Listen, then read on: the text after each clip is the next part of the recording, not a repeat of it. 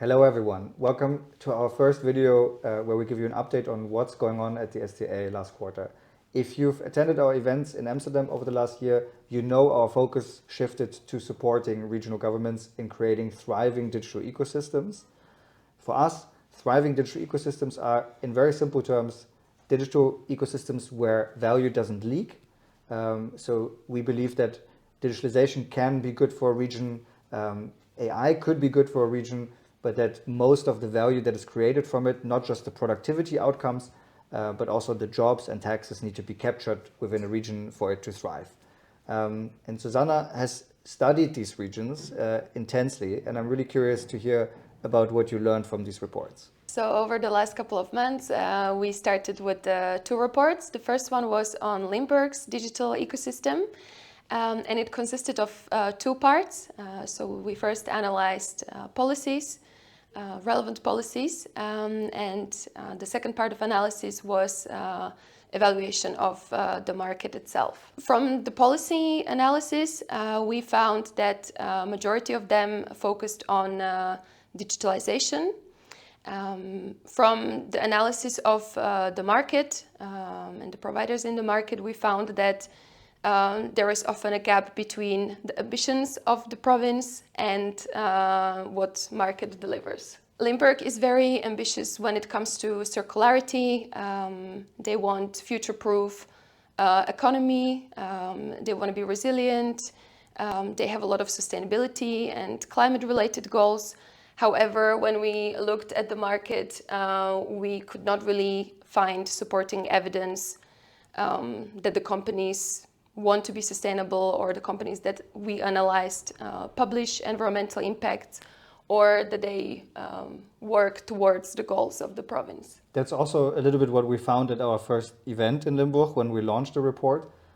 We had a lot of conversations with local actors. It was not as many as we hoped, to be really honest and transparent, but the discussion nevertheless was really good, and it showed that regional providers do want to support these policies. They also want to support the digitalization of their region, but they're lacking a little bit the visibility. That's also what you found in your first survey that we did a while back.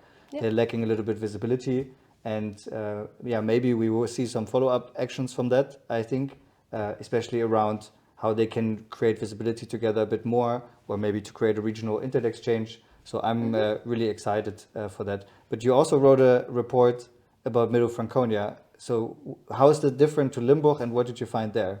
Yes, so another report that we've done was focused on Middle Franconia region in Germany. There were some similarities between the two regions, but obviously both are different. While Limburg has more IT providers in the market headquartered in Limburg, most of them are smaller companies that don't employ as many people.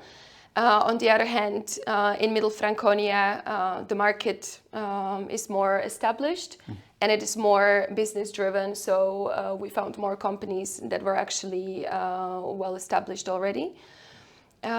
We found similar policy gap as we did in Limburg. The focus of the policies that we analyzed was also mostly on digitalization and digital skills.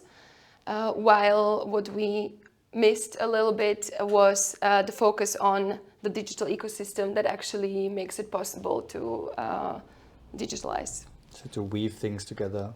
Yeah. You mentioned the mature market. We also saw that at our event in Middle Franconia, we had almost 100 people attending. So it was a lot bigger. There was a lot more market actors present. We also had a lot of policymakers there and politicians. So that was really fun. And we saw that, again, there's a really big willingness of regional providers to participate in the regional digitalization, but often they feel they're not visible. In a way, it's a lot easier to choose an office product from a big tech company. It immediately comes to mind than to first check, oh, does this also exist maybe regionally? Yeah. And in Middle Franconia, we discussed a lot about how to raise that awareness that there is regional providers being there. Yeah. So I think that was a big success. Yeah, you're right. There is this issue of visibility, and we saw it both in our analysis of Limburg and Middle Franconia as well. It's often a problem for providers to be visible enough or to showcase the contributions towards their local communities that they have. But we have a solution for this, or possible solution, and that's the petition, right? Yeah, of course we created petitions. We also want to support regional providers to be more visible. So we created both for Middelfranconia and Limburg a petition that basically allows the regional providers to say, we're here to help, we're here to support the digitalization of the region, but we do need to be supported, we need to be selected as well in the processes. We need to shift towards considering regional providers first, especially when it comes to keeping value within a region. Yes. And I think we will link them, right, in of course. We'll link everything below the video, as always. Yeah, and you've been traveling a lot also, right? Always. I love to be on the train. It's my safe space. I've been traveling a lot because we are working a lot with purchasers, as you know. There's a lot of momentum in the purchasing community to include data centers and cloud in purchasing decisions and to look at those things a bit more differently. And together with TCO, we developed criteria that help purchasers choose cloud and cloud services, cloud infrastructure that's both more sustainable, but that also is just more efficient and also delivers a little bit of that local impact element that we would like to see. So I was in Copenhagen, I was in a lot of different places to talk in front of a lot of purchasers and get them excited about this as is my job. And of course, now since this year, we're also on the AI train. Yeah.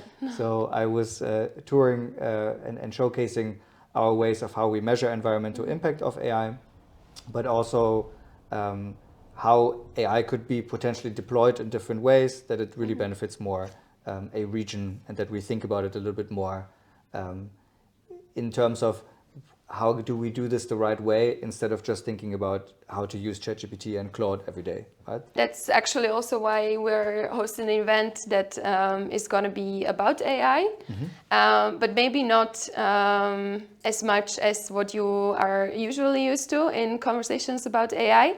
We want to really shift the focus towards the regional and thriving regional digital ecosystems. So I invite everyone next week, 1st of October in Amsterdam. It won't be about the presentations, as you might have been used to during our previous events. We really want to focus on the conversation. So let's get talking and let's discuss. There are a lot of questions flying around AI, right? And we really want to hear everybody's opinion on how to really use it so that it works for the region and that the value that is created actually benefits the people locally as well. And if you're curious, by the way, how to stay up to date with our work, we are also launching a newsletter this week, finally again for the SDIA. So if you want to keep these updates and you want to see us on video more often, you should subscribe to the newsletter. We'll let you know when we're done recording the next one. It will be quarterly and we'll give you a good overview of our work that's going on right now. So thanks for listening. Thank you. Thank you, Susanna, for joining me on the sofa. And we hope to see you at our event next week or watching the next recording from us. Thank you. Thank you.